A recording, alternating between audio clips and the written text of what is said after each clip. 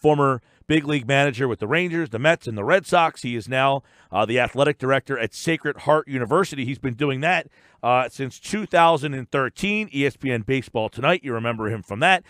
Just a longtime baseball guy. Bobby Valentine joins me now here on the Boardwalk Honda Hotline. Bobby V, how you been? I've been good, and how's the hotline going is what I want to know. Everything is swell here. We got Bryce Harper in town. Everybody's all pumped up, and the Phillies won. So everybody in our audience is happy as a clam right now. But what I want to get into you is, as a manager, about gelling. Because right here with the Sixers, you know, people talk about basketball and, oh, they got all these new players. How do you gel?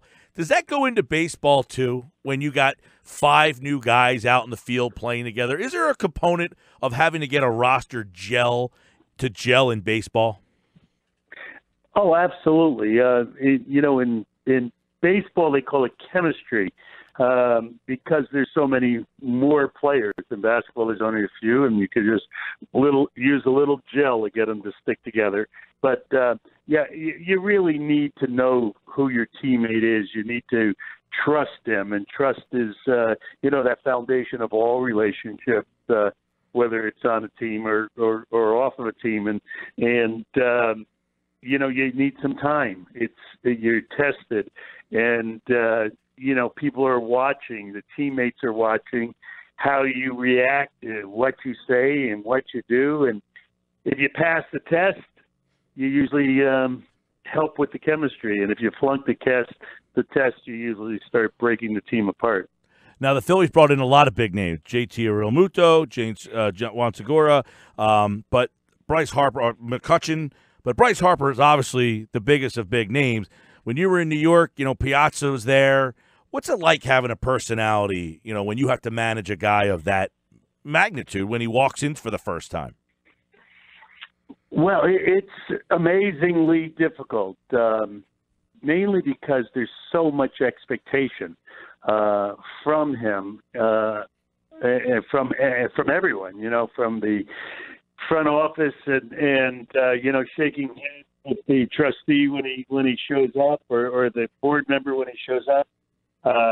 From the fans to get an autograph for the kid who came to the game the first time, for the pitcher who gives up a two-run home run and expect you to hit a 3-run to put him back ahead, from the teammate that is just looking for you to be a good guy at times, and sometimes your good guyness is distracted, because you have so many other things on your mind that you forget it's really important to be a good guy too.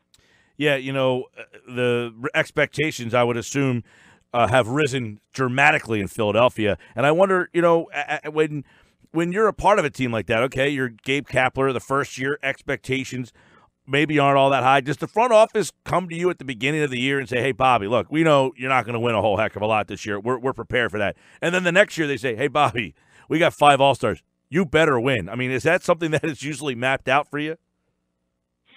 No, I don't think it has to be said. It's usually you go into the room and you make a decision whether or not the organization is all in or not. And if they're all in, that they're trying to win. And if they're holding back, you have a little grace period. I think Philadelphia is all in right now. So, that learning curve that everyone was patient with last year is going to have a shorter fuse this year. Former big league manager Bobby Valentine, a couple of big league stops with the Red Sox, Mets, Texas Rangers. He's now the athletic director at Sacred Heart University. And, you just mentioned the Phillies and expectations there. This whole NL East is kind of interesting. The Mets, you had DeGrom, at the top of the rotation, but they've had all sorts of injuries over the years. The Nationals, they lose a player of Harper's ilk, yet they still think they're in it. You got the Braves, who have a very interesting, they won the division last year, and then this Phillies team. So the NL East seems to be back to like the years where the NL East was the power. It seemed like there was always great storylines, and it kind of dropped off for a bit. But this year's NL East seems to be very intriguing. Very intriguing indeed, and I think people are going to be surprised to see that it's really just going to be the Phillies and the Mets.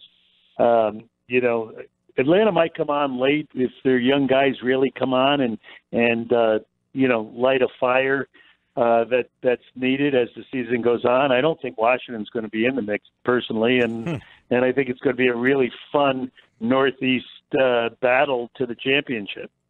Bobby, I want to get your take real quick on where baseball is right now. You know, these free agents not signing until deep into the year. You still have a couple of free agents that are out there. There's a lot of right now. It's in a very interesting transition where baseball is. Where do you think the game is overall? Overall, it's in a great place. Revenues are up. They understand how to generate money. There are more young players playing than there were 10 years ago, so the young kids are trending up.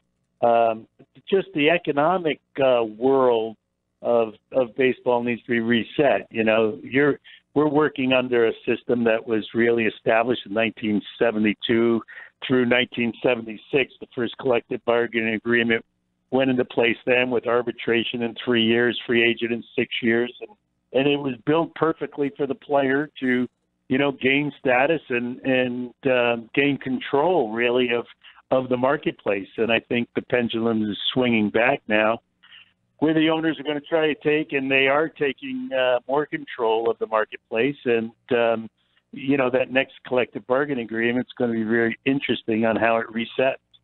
Yeah, I'm very intrigued by it. Mike Trout lives about 45 minutes from us, $430 million. A week before that, $330 million. At some point, do you think the bubble bursts on contracts like that in baseball? Well, not for the great players. I think the players who are truly a cut above are going to always get paid. It's going to be those players who had a year or two of excellence, but not an entire career of excellence, and reach an age that starts to signal some diminishing returns. And I think that they're going to be squeezed out.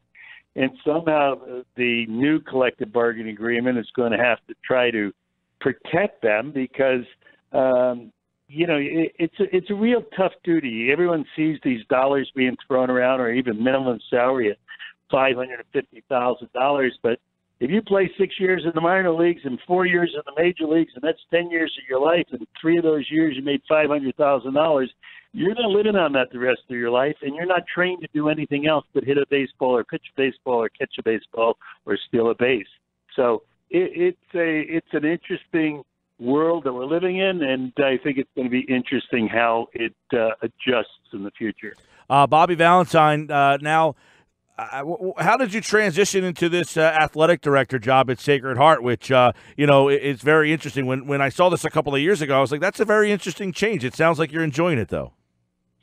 I'm enjoying it. I've changed. I'm one of those guys. I went from being the star of the team to being the bench sitter. I went from being a third base coach to a manager. I went from being an American coach to a Japanese manager, the first one ever in the Japanese league. I went from being broke to having a whole bunch of money and a restaurant chain. So I'd done a lot of things, and when I picked up the phone and John Patilla, the president of Sacred Heart University, said he wanted to talk to me, I thought he wanted a check. Instead, he wanted me to check in. And I checked in, and I haven't checked out now for 6 years, and it's been spectacular. 800 student championships, excelling in the classroom, getting their degrees, having fun every day.